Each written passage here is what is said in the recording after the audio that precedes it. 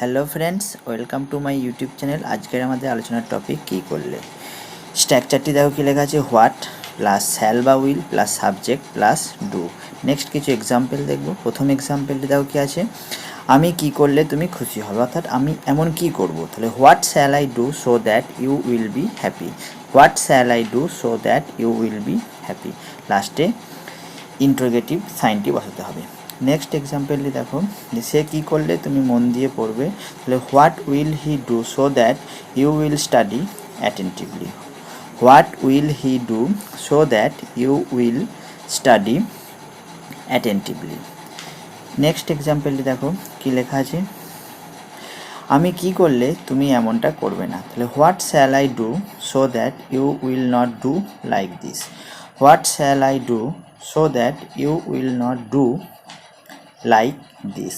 লাস্টে interrogative sign. Next এক্সাম্পলটি দেখো, তোমার বাবা কী করলে তুমি সেখানে যাবে না। তাহলে what will your father do so that you will not go there.